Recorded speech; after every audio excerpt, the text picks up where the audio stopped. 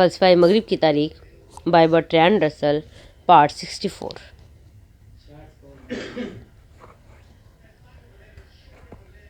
تاہم خوابیں مصوروں کی مانند جس میں اصل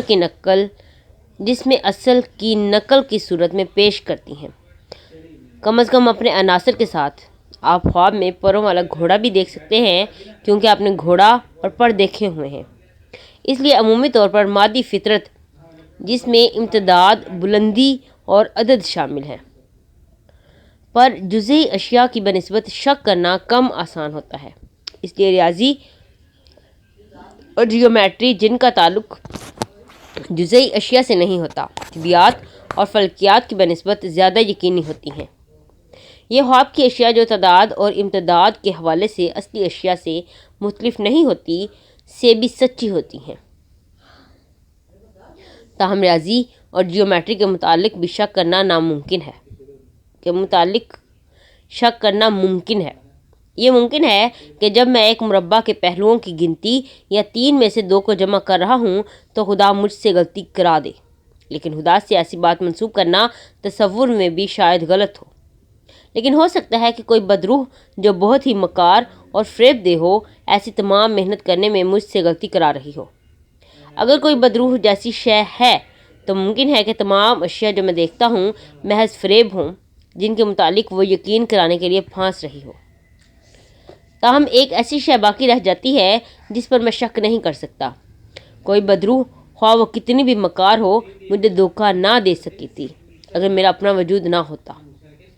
ہو سکتا ہے میرا بدن نہ ہو، یہ فریب ہو سکتا ہے، لیکن سوچ مختلف ہے۔ جب میں سوچنا چاہتا تھا کہ ہر شے جھوٹی ہے تو یہ لازمی طور پر کہ میں جس نے سوچا کوئی شے تھی، اور یہ سمجھتے ہوئے کہ یہ سچ ہے کہ میں سوچتا ہوں، اس لیے میں ہوں۔ اندیشم پس ہستم اتنی ٹھوس اور اتنی یقینی بات تھی کہ مشلکین کی تمام مبالغہ ترین مفروضات مجھے اس میں باطل ٹھہرانے میں ناقابل رہے۔ میں نے فیصلہ کیا کہ میں کسی شک کے بغیر فلسفے کا یہ پہلا اصول حاصل کر سکتا ہوں کہ میں نے سوچا۔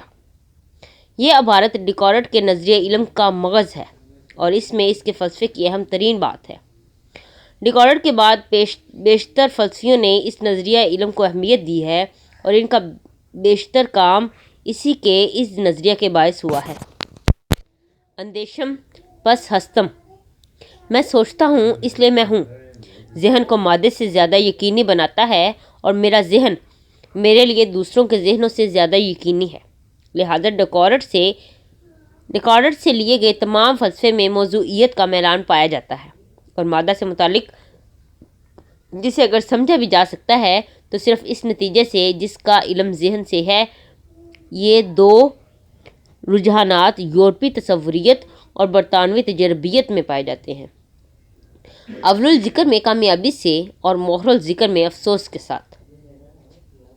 بالکل حال ہی کے زمانے میں اس موضوعیت سے بچنے کی کوشش ایک فلسفہ نے کی ہے جسے آلاتیت کہا جاتا ہے، لیکن اس وقت میں اس پر بحث نہیں کروں گا۔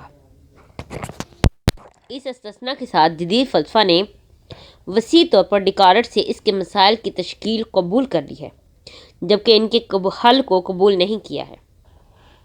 قاری کو یاد ہوگا کہ سینٹ آگسٹائن نے علم کی دلیل پیش کی تھی جو ڈیکارٹ کی دلیل سے گہری مماثلت رکھتی ہے، تاہم اس نے اسے اہمیت نہ دی اور جس مسئلہ کو حل کرنے کی نیت تھی وہ اس کے خیالات کا ایک حصہ تھی۔ اس لیے ڈیکارٹ کی اختراع تسلیم کی جانی چاہیے، اگرچہ یہ دلیل ایجاد کرنے پر کم مشتمل ہے، لیکن اس کی اہمیت میں وزن پایا جاتا ہے۔ اب مضبوط بنیاد پا لینے کے بعد ڈیکارٹ نے علم کی عمارت استوار کرنے پر کام شروع کر دیا۔ مخرج کیا گیا ہے کہ میں جس کے وجود کا ہونا ثابت ہو گیا ہے سوچتا ہوں، اس لیے میں ہوں اور صرف اس وقت ہوں۔ اگر سوچنا ختم کر دوں تو میرے وجود کی کوئی دلیل نہ رہے گی۔ میں وہ شے ہوں جو سوچتی ہے، ایک جوہر ہے جس کی کل فطرت یا روح سوچنے پر مشتمل ہے، اور اسے اپنے وجود کے لیے کسی جگہ یا مادی شے کی ضرورت نہیں ہے۔ اس لیے روح جسم سے کلی طور پر مختلف ہے اور اسے جسم کی بنسبت جاننا زیادہ آسان ہے۔ جو کچھ یہ ہے یہ اس وقت بھی رہے گی جب کوئی جسم نہ ہوگا۔ اس کے بعد ڈیکارٹ خود سے سوال کرتا ہے علم اتنا بدیہی کیوں ہے؟ وہ یہ نتیجہ نکالتا ہے کیونکہ یہ صاف اور واضح ہے۔ اس لیے یہ ایک عام قاعدہ کے طور پر ایک اصول اختیار کرتا ہے کہ تمام اشیاء جنہیں ہم بہت صاف طور پر اور واضح طور پر سمجھتے ہیں وہ سچ ہوتی ہیں۔ تاہم وہ تسلیم کرتا ہے کہ بعض اوقات یہ مشکل پیش آتی ہے کہ کون اشیاء ایسی ہیں۔ ڈیکارٹ نے سوچنا وسیع مفہوم میں استعمال کیا ہے۔ وہ کہتا ہے کہ ایک شے جو سوچتی ہے وہ ہے، جو شک کرتی ہے، سمجھتی ہے، تصور کرتی ہے، تصدیق کرتی ہے، انکار کرتی ہے، ارادہ کرتی ہے، تخیل میں لاتی ہے اور محسوس کرتی ہے۔ کیونکہ محسوس کرنا جیسا کہ یہ خواب میں ہوتا ہے سوچنے کی ایک صورت ہے۔ کیونکہ سوچ ذہن کا جوہر ہے، اس لیے ذہن ضرور ہمیشہ سوچتا ہے، گہری نیند میں بھی۔ ڈیکارٹ اب اجسام کے متعلق علم کے سوال پر دوبارہ غور کرتا ہے۔ مثال کے طور پر وہ شہد کے چھتے سے موم کا ایک ٹکڑا لیتا ہے۔ بعض اشیاء جو اس کے لیے بدیہی ہوتی ہیں، اس میں شہد کا ذائقہ، پھول کی خوشبو، ایک خاص نظر آنے والا رنگ، جسامت اور شکل ہے۔ یہ سخت اور سرد ہے، اور اگر اسے مارا جائے تو آواز پیدا ہوتی ہے، لیکن اگر آپ اسے آگ کے قریب لائیں تو یہ اوصاف بدل جاتے ہیں، حالانکہ موم ہی رہتی ہے۔ اس لیے ہمارے حواس کے سامنے جو کچھ ظاہر ہوا وہ خود موم نہ تھی۔ موم خود امتداد، لچک اور حرکت کے اجزاء پر مشتمل ہے اور انہیں ذہن سے سمجھا جاتا ہے، تخیل سے نہیں۔ وہ شے جو موم ہے خود قابل حس نہیں ہو سکتی، کیونکہ یہ یکساں طور پر متعدد حسیات کو موم کی ظاہری صورتیں پیش کرتی ہیں۔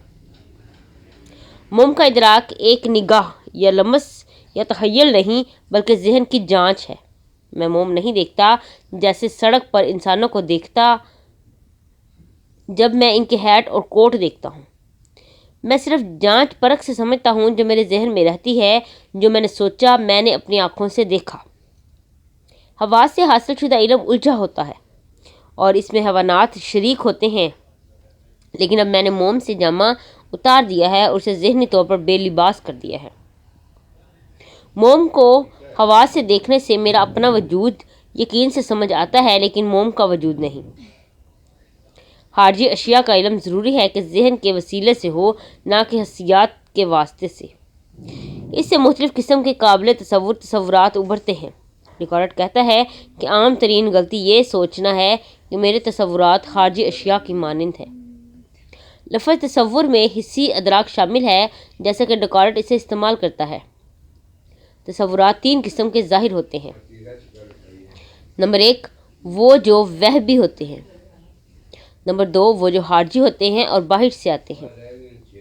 نمبر 3، وہ جو مجھ ہی سے ایجاد ہوتے ہیں۔ دوسری قسم کے تصورات کو ہم قدرتی طور پر خارجی اشیاء کی مانند سمجھتے ہیں۔ ہم ایسا جزوی طور پر اس لیے سمجھتے ہیں کہ فطرت ہمیں ایسا سمجھنا سکھاتی ہے، اور جزوی طور پر اس لیے کہ ایسے تصورات غیر ارادی طور پر آتے ہیں، یعنی حواس کے ذریعے۔ یوں یہ فرض کرنا عقلی معلوم ہوتا ہے کہ خارجی شے اپنی مشابہت مجھ پر نقش کرتی ہے۔ کیا یہ وجوہات صحیح ہیں؟ اس سلسلے میں جب میں فطرت سے سکھانا کہتا ہوں تو میرا مطلب صرف یہ ہے کہ میں ایسا سمجھنے کے لیے خاص میلان رکھتا ہوں، اور یہ نہیں کہ میں یہ فطری روشنی سے دیکھتا ہوں۔ جو فطری روشنی سے دیکھا جاتا ہے اس سے انکار نہیں کیا جا سکتا، لیکن محض میلان ایسی طرف بھی ہو سکتا ہے جو غلط ہو۔ اور جہاں تک احساس کے غیر ارادی ہونے کا تعلق ہے تو یہ کوئی دلیل نہیں ہے، کیونکہ خواب بھی غیر ارادی ہوتے ہیں، حالانکہ یہ اندر سے آتے ہیں۔ اس لیے حسی تصورات کے باہر سے آنے کے مفروضہ کی وجوہات غیر قطعی ہیں۔ علاوہ ازیں بعض اوقات ایک ہی خارجی شے کے دو مختلف تصورات ہوتے ہیں۔ مثلا سورج جیسا کہ یہ خواص کو ظاہر کرتا ہے، اور سورج جیسے ماہرین فلکیات سمجھتے ہیں۔ یہ دونوں سورج کے مانند نہیں ہو سکتے، اور عقل بتاتی ہے کہ وہ سورج جو بلا واسطہ تجربے سے ظاہر ہوتا ہے ضرور دونوں میں سے کم ہے۔ لیکن یہ افکار تشکیک کے اس شک کو دور نہیں کرتے جس سے یہ خارجی دنیا کے وجود کو دیکھتی ہے۔ یہ صرف اس طرح ممکن ہے کہ پہلے خدا کا وجود ثابت ہو جائے۔ ڈیکارٹ وجود باری تعالیٰ کے جو ثبوت دیتا ہے وہ اس کے اپنے نہیں ہیں، مجموعی طور پر وہ متکلمانہ فلسفے سے آئے ہیں۔ لائبنیز نے یہ بہتر بیان کیے تھے۔ ان کا ذکر ہم اس وقت کریں گے جب لائبنیز کا ذکر آئے گا۔ جب وجود باری تعالیٰ ثابت ہو جاتا ہے تو باقی بحث آسان ہو جاتی ہے، چونکہ خدا خیر ہے، وہ دھوکہ باز شیطان کی طرح نہیں کرتا جسے ڈیکارٹ شک پیدا کرنے کا سبب تصور کرتا ہے۔ اب خدا نے مجھے ایسا مضبوط میلان بخشا ہے کہ مجھ میں اجسام کا یقین ہو گیا ہے۔ اب اگر وہ صحیح نہ ہو تو پھر نعوذ باللہ، مترجم، اس نے مجھے دھوکہ دیا ہے۔ اس لیے اجسام کا وجود ہے، تاہم اس نے لازمی طور پر ایسی صلاحیت بخشی ہے کہ میں غلطیوں کی تصحیح کر سکوں۔ میں اس صلاحیت کو اس وقت استعمال کرتا ہوں جب میں یہ اصول اپناتا ہوں کہ جو صاف اور واضح ہے وہ سچ ہے۔ یہ مجھے ریاضیات اور طبیعیات کا علم حاصل کرنے کے اہل بناتا ہے۔ اگر میں یہ یاد رکھوں کہ میں اشیاء کی صداقت صرف ذہن سے حاصل کر سکتا ہوں اور ذہن و بدن کے اشتراکیت سے نہیں۔ ڈیکارٹ کے نظریہ علم کے تہذیبی حصے سے اس کا تعمیری حصہ بہت کم دلچسپ ہے۔ یہ تمام قسم کے متکلمانہ اقوال استعمال کرتا ہے، جیسے کہ معلول، ایفیکٹ، اپنی علت، کاز سے زیادہ کامل نہیں ہو سکتا۔ یہ کسی نہ کسی ابتدائی تنقیدی جائزے سے بچ نکلا ہے۔ ایسے اقوال تسلیم کرنے کی کوئی وجہ بیان نہیں کی گئی، اگرچہ یہ کہنے والے کہ اپنے وجود سے کم خود بدیہی ہیں، جسے کہنے والے کے وجود کو زیادہ پرزور نفیریوں سے ثابت کیا گیا ہے۔ افلاطون، سینٹ آگسٹائن اور سینٹ تھامس کی مثبت باتیں زیادہ تر مراقبات فلسفہ اولیہ پر غور و فکر میں بیان کی گئی ہیں۔ اگرچہ ڈیکارٹ نے خود تنقیدی شک کا طریقہ محض نیم دلی سے کیا تھا، مگر یہ بہت فلسفیانہ اہمیت رکھتا ہے۔ منطق کی روح سے یہ صاف ہے کہ اگر تشکیک کو کہیں رکنا ہے تو یہ طریقہ صرف مثبت نتائج پیدا کر سکتا ہے۔ اگر منطقی اور تجرباتی علم دونوں کا ہونا ہے اور رکنے کے دو قسم کے مقالات ہونے چاہئیں: مسلمہ یقینی امور واقعی اور استخراج کے مسلمہ یقینی اصول۔ ڈیکارٹ کے مسلمہ یقینی امور واقعی اس کے اپنے افکار ہیں۔ فکر کو وسیع ترین مفہوم میں استعمال کرتے ہوئے میں سوچتا ہوں اس کا بنیادی مقدمہ ہے۔ دراصل لفظ میں ناجائز ہی اسے اپنے بنیادی مقدمہ اس صورت میں بیان کرنا چاہیے تھا: افکار ہوتے ہیں۔ لفظ میں گرامر کی سہولت ہے لیکن معطیہ بیان نہیں کرتا ہے۔ جب وہ کہتا ہے میں وہ شے ہوں جو سوچتی ہے، تو وہ پہلے ہی غیر تنقیدی طور پر ان مقولات کے آلات استعمال کرتا ہے جو متکلمیت سے دست بدست ملے ہیں۔ وہ کہیں ثابت نہیں کرتا کہ افکار مفکر کے حاجت مند ہیں، نہ ہی سوائے گرامر کے مفہوم میں اسے تسلیم کرنے کی کوئی دلیل دی گئی ہے۔ تاہم خارجی معروض اشیاء کی بجائے افکار کو اول تجرباتی تیقنات سمجھنے کا فیصلہ بہت اہم تھا اور اس کے بعد کے فلسفہ پر بہت گہرا اثر پڑا۔ فلسفہ کے دو اور پہلوؤں میں ڈیکارٹ بہت اہم تھا۔ اول، اس نے اس ذہن و مادہ کی ثنویت کی تکمیل یا قریب قریب تکمیل کر دی جس کی ابتدا افلاطون سے ہوئی اور جسے مسیحی فلسفے نے مذہبی وجوہات کے سبب وسیع ترقی دی۔ آبنوسی غدود کے معاملات کو نظر انداز کرتے ہوئے جنہیں ڈیکارٹ کے متبعین نے ترک کر دیا، کارٹیسی نظام دو متوازی لیکن آزاد نائی پیش کرتا ہے: ذہن کی دنیا اور مادے کی دنیا۔ ہر دنیا کا مطالعہ دوسری دنیا کے مطالعہ کے بغیر کیا جا سکتا ہے۔ یہ کہنا کہ ذہن جسم کو حرکت نہیں دیتا ہے ایک نیا تصور تھا۔ اسے واضح طور پر گیولی فکس نے لیکن مبہم طور پر ڈیکارٹ نے پیش کیا۔ اس کا یہ فائدہ ہوا کہ یہ کہنا ممکن ہوا کہ جسم ذہن کو حرکت میں نہیں لاتا۔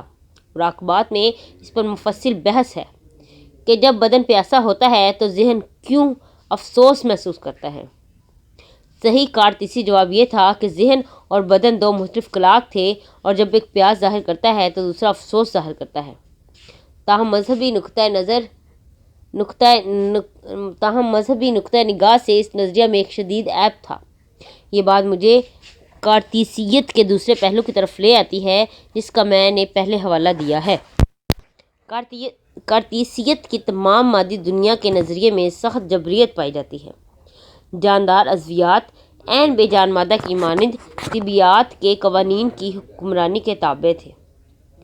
اس میں ایسی کوئی ضرورت نہیں تھی جسے ہم ارسطو کے فلسفہ میں جوہر یا روح پاتے ہیں اور جو عضویات کی نشوونما اور حیوانات کی حرکات کی وضاحت کے لیے ضروری ہے۔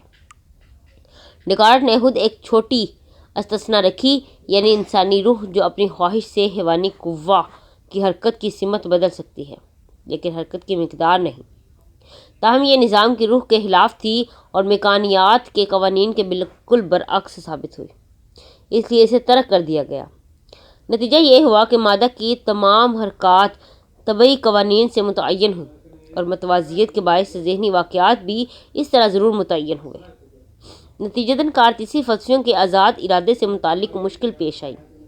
وہ فلسفی جنہوں نے اس کے نظریہ علم کی بجائے ڈیکارٹ کے سائنس کی طرف زیادہ توجہ دی، ان کے لیے اس نظریہ سے یہ اخذ کرنا مشکل نہ ہوا کہ حیوانات خود کار مشینیں ہیں، پھر انسانوں کو بھی ایسا ہی کیوں نہ کہا جائے کہ نظام کو یکساں مادیت دے کر اسے سادگی دے دی جائے۔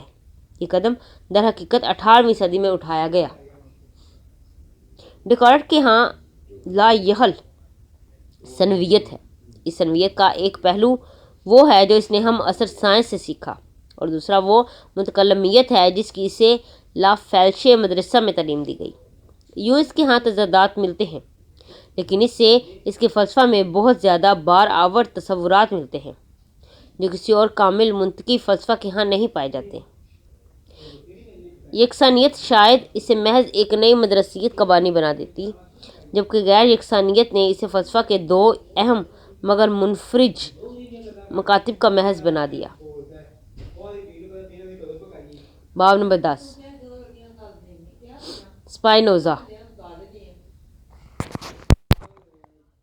عظیم فلسفیوں میں اسپائنوزا 1632 سے 1677 سب سے زیادہ شریف النفس اور شیریں مزاج فلسفی ہے۔ بعض فلسفی عقلی طور پر اس سے برتر ہیں لیکن اخلاقی طور پر وہ سب پر سبقت رکھتا ہے۔ اس کا قدرتی نتیجہ یہ ہوا کہ اس کی زندگی ہی میں اور موت کے 100 سال بعد تک اسے انتہائی معیوب انسان سمجھا جاتا رہا۔ وہ پیدائشی یہودی تھا مگر یہودیوں نے اسے مذہب سے خارج کر دیا تھا۔ مسیحی بھی اس سے اسی طرح نفرت کرتے تھے۔ اگرچہ اس کے تمام فلسفہ میں خدا کا تصور حاوی ہے مگر راسخ العقیدہ لوگوں نے اس پر ملحد ہونے کا الزام لگایا ہے۔ لائبنیز نے اس کے مرہون احسان ہونے کے باوجود اس کا احسان چھپا دیا اور اس کی تعریف میں کبھی ایک لفظ تک نہ کہا، بلکہ اس حد تک جھوٹ بولا کہ اس بدعتی یہودی کے ساتھ اس کی آشنائی تک نہ تھی۔ اسپائنوزا کی زندگی بہت سادہ تھی۔ اس کا خاندان کسی سزا سے بچنے کے لیے اسپین یا شاید پرتگال سے ہالینڈ آیا تھا۔ اس نے یہودی تعلیم پائی لیکن اسے راسخ العقیدہ رہنا ناممکن نظر آیا۔ اسے اپنے شبہات پوشیدہ رکھنے کے لیے 1000 سکے کی پیشکش ہوئی۔ جب اس نے اسے ٹھکرا دیا تو اسے قتل کرنے کی کوشش کی گئی۔ جب یہ کوشش بھی ناکام ہوئی تو اس پر ان تمام بددعاؤں کی بوچھاڑ کر دی گئی جو استثنا میں رقم ہے۔ علاوہ ازیں اس پر تمام وہ لعنتیں بھی بھیجی گئیں جو ایلیشیا نے بچوں پر کیں، جس کے نتیجے میں ایک بھیڑنی نے اسے چیر پھاڑ ڈالا۔ لیکن اسپائنوزا پر کسی بھیڑنی نے حملہ نہ کیا۔ وہ نہایت خاموشی سے پہلے آمسٹرڈیم اور بعد ازاں ہیگ میں عدسے پالش کر کے بسر اوقات کرتا رہا۔ اس کی ضروریات محدود اور سادہ تھیں۔ اس نے تمام عمر بے مثال استغنا اور درویشانہ رویہ اپنائے رکھا۔ جو بھی چند لوگ اسے جانتے تھے بعض اس کے افکار سے متفق نہ ہونے کے باوجود اس سے بہت پیار کرتے تھے۔ ولندیزی حکومت نے اپنی روایتی رواداری سے اس کے مذہبی خیالات میں تعارض نہ کیا، لیکن ایک مرتبہ جب اس نے ہاؤس آف اورنج کے خلاف دی وٹس کی حمایت کی تو سیاسی بدمزگی پیدا ہوئی۔ اسپائنوزا 43 سال کی جواں عمر میں تپدیق کے عارضہ سے چل بسا۔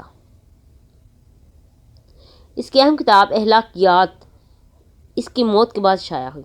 اس پر بحث کرنے سے پہلے اس کی ابتدائی 2 کتابوں کا ذکر کرنا بھی ضروری ہے۔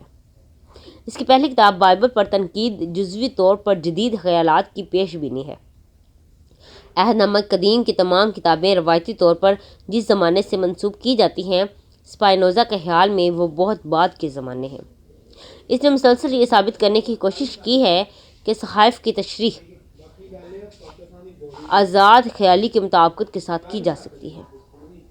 اسپائنوزا کا سیاسی نظریہ بیشتر ہوبز سے اخذ کیا گیا ہے، حالانکہ دونوں کے مزاج میں بہت بعد ہے۔ اس کے خیال میں قدرتی ماحول میں کوئی خیر و شر نہیں ہوتا، کیونکہ بدی نام ہے قانون کے خلاف ورزی کا۔ اس کے نزدیک فرمانروا کبھی جرم کا مرتکب نہیں ہوتا۔ وہ ہوبز کی اس بات سے بھی متفق ہے کہ کلیسا کلی طور پر ریاست کے تابع ہونا چاہیے۔ وہ ہر قسم کی بغاوت کا مخالف ہے، یہاں تک کہ بری حکومت کے خلاف بھی بغاوت نہیں ہونی چاہیے۔ اس کے جواز میں وہ یہ مثال دیتا ہے کہ انگلستان میں پیدا ہونے والے اضطراب و انتشار کا سبب اقتدار کے خلاف متشدد مزاحمت تھی، لیکن وہ ہوبز کے برعکس یہ سمجھتا ہے کہ جمہوریت ہی سب سے زیادہ فطری طرز حکومت ہے۔ وہ ہوبز سے یوں بھی مختلف سوچتا ہے کہ رعایا کو فرمانروا کے حق میں اپنے تمام حقوق سے دستبردار نہیں ہونا چاہیے۔ سب سے بڑھ کر وہ آزادی رائے کو بہت اہم سمجھتا ہے۔ میں یہ سمجھنے سے قاصر ہوں کہ وہ آزادی رائے کی اس خیال سے کس طرح مطابقت پیدا کرتا ہے کہ مذہبی مسائل ریاست ہی کو طے کرنے چاہیے۔ میرے خیال میں جب وہ یہ کہتا ہے تو اس کا مفہوم یہ ہوتا ہے کہ مذہبی مسائل کلیسا کے بجائے ریاست طے کرے تو بہتر ہے۔ ہالینڈ میں ریاست کلیسا کی بنسبت زیادہ رواداری کی حامل تھی۔ اسپائنوزا کی اخلاقیات میں 3 واضح مسائل پر بحث کی گئی ہے۔ اس کی ابتدا مابعد الطبیعیات سے ہوتی ہے۔ اس کے بعد جذبات و ارادہ کی نفسیات پر بحث ہے، اور سب سے آخر میں مذکورہ مابعد الطبیعیات اور نفسیات کی بنیادوں پر اخلاقیات کی عمارت تعمیر ہوتی ہے۔ یہ مابعد الطبیعیات ڈیکارٹ کی مابعد الطبیعیات کی بدلی ہوئی صورت ہے۔ نفسیات ہوبز کی یاد دلاتی ہے، مگر اخلاقیات اس کی اپنی اختراع ہے، اور کتاب میں سب سے زیادہ قدر و قیمت کی حامل یہی اخلاقیات ہے۔ اسپائنوزا کا ڈیکارٹ سے قریب وہی رشتہ ہے جو فلاطینس کا افلاطون کے ساتھ۔ ڈیکارٹ ہمہ جہت انسان تھا، عقل تجسس کا رسیا، لیکن اخلاقی خلوص کا زیادہ بوجھ نہیں اٹھاتا، اگرچہ اس نے ایسے دلائل وضع کیے جن سے روایتی عقائد کی تائید ہوتی ہو۔ ان سے تشکیک پسند ایسا ہی افادہ کر سکتے ہیں جیسے کارنیڈیز نے افلاطون سے کیا۔ اگرچہ اسپائنوزا کو سائنس سے دلچسپی تھی، اور اس نے کوسے قزح پر ایک مقالہ بھی لکھا، لیکن اس کا اصل لگاؤ مذہب اور خیر سے تھا۔ اس نے ڈیکارٹ اور دیگر معاصرین سے مادی اور جبر پر مبنی طبیعیات کو قبول کیا اور اسے اپنے سانچے میں ڈھال کر اس میں احترام اور خیر پر فدا ہونے والی زندگی کے لیے گنجائش پیدا کی۔ اس کی یہ کاوش عظیم الشان ہے۔ اس رفیع الشان کاوش کی وہ لوگ بھی داد تحسین دیتے ہیں جو اس سے متفق نہیں اور اسے کامیاب قرار نہیں دیتے ہیں۔ اسپائنوزا کا مابعد الطبیعیاتی نظام اس نوعیت کا ہے جس کی ابتدا پارمیڈائز سے ہوتی ہے۔ جوہر صرف ایک ہے، اور وہ خدا یا فطرت ہے۔ کوئی محدود شے قائم بالذات نہیں ہے۔ ڈیکارٹ کے 3 جواہر تسلیم کیے، یعنی خدا، نفس اور مادہ۔ خدا کو نفس، ذہن اور مادہ پر فضیلت حاصل ہے، کیونکہ خدا ہی ان کا خالق ہے۔ اگر وہ چاہے تو ان کو نیست و نابود بھی کر سکتا ہے۔ ذہن اور مادہ خدا کی قدرت کامل کے سوا آزاد جوہر ہے۔ ذہن اپنا اظہار فکر میں پاتا ہے اور مادہ پھیلاؤ میں۔ اسپائنوزا کے ہاں ایسی کوئی بات نہیں ہے۔ اس کے نزدیک فکر و امتداد خدا کی صفات ہیں۔ خدا دیگر لا انتہا صفات کا بھی مالک ہے۔ وہ ہر اعتبار سے غیر منتہا ہے، مگر ہمیں اس کی 2 صفات ذہن و مادہ کے علاوہ دیگر صفات کا علم نہیں ہے۔ انفرادی ارواح اور متفرق مادی اشیاء اللہ ہی کے اوصاف ہیں۔ یہ اشیاء نہیں بلکہ باری تعالیٰ کے محض مظاہر ہیں۔ مسیحی خیال کے برعکس کسی کو ذاتی بقا نہیں، بقا صرف غیر ذاتی ہے اور وصل خداوندی ہے۔ محدود اشیاء اپنی حدود سے جانی جاتی ہیں، خواہ وہ حدود مادی ہوں یا منطقی۔ محدود اشیاء کی پہچان ان کی حدود سے ہوتی ہے، یعنی جو وہ نہیں ہے۔ ہر تحدید منفی ہے، صرف ذات الہی کامل مثبت ہے۔ وہ لازمی کامل غیر منتخب ذات مطلق ہے۔ یوں اسپائنوزا غیر مشروط طور پر وحدت وجود کا قائل ہے۔ اسپائنوزا کے خیال میں ہر شے ایک مطلق منطقی جبر کے تابع ہے۔ ذہنی دنیا میں آزادی، ارادہ اور مادی دنیا میں اتفاق جیسی کوئی بات نہیں ہے۔ جو بھی ہوتا ہے وہ فہم و ادراک سے بالا ذات خداوندی کا مظہر ہے۔ یہ عقلی طور پر ناممکن ہے کہ جو ہوتا ہے اس کے برعکس ہو۔ یہ بات تصور گناہ میں مشکلات پیدا کرتی ہے اور اس سلسلے میں ناقدین فوری طور پر معترض ہوتے ہیں۔ ان میں سے ایک برہمی سے پوچھتا ہے کہ بقول اسپائنوزا جب ہر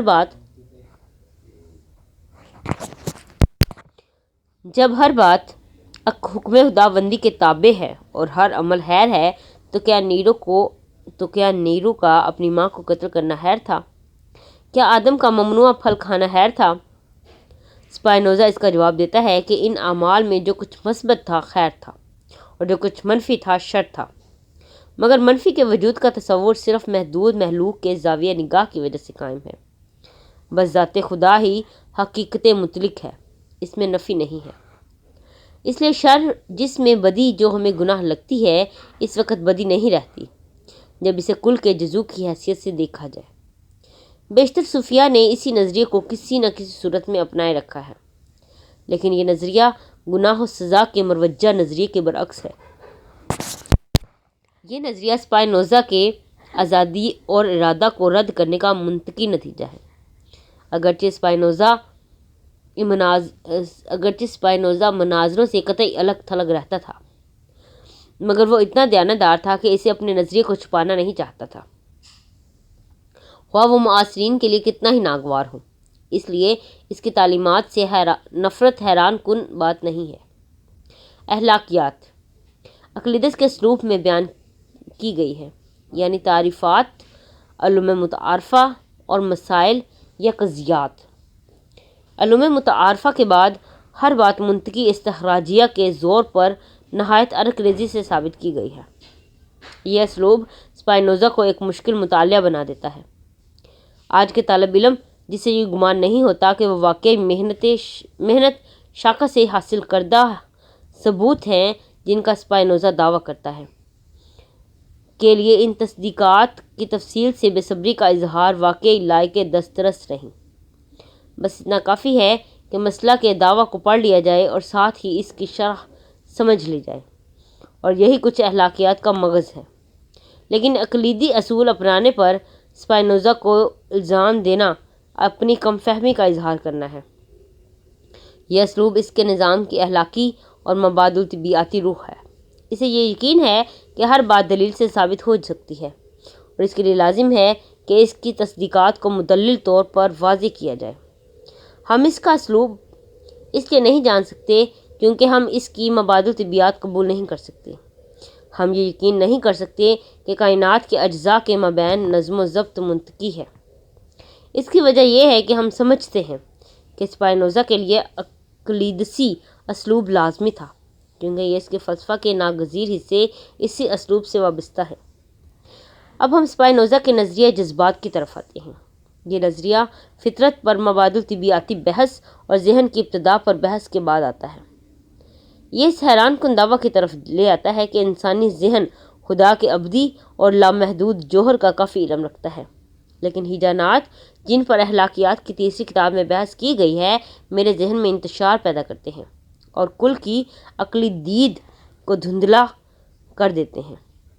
ہمیں یہ بتایا جاتا ہے کہ ہر شے جہاں تک یہ اپنی ذات میں ہوتی ہے یہ اپنی ذات کے تحفظ کی کوشش کرتی ہے، لہٰذا محبت اور نفرت اور نزاع پیدا ہوتے ہیں۔ تیسری کتاب کی نفسیات تمام تر انانیت ہے۔ جب کوئی شخص اپنی نفرت کے معروض کو تباہ شدہ دیکھتا ہے تو خوشی محسوس کرتا ہے۔ اگر ہم سمجھتے ہیں کہ کوئی شخص کوئی شے میں خوشی پاتا ہے جسے صرف ایک شخص ہی کو حاصل ہوتی ہے، تو ہم کوشش کرتے ہیں کہ کوئی ایسی صورت بن پائے کہ وہ شے اس شخص کی تحویل میں نہ چلی جائے۔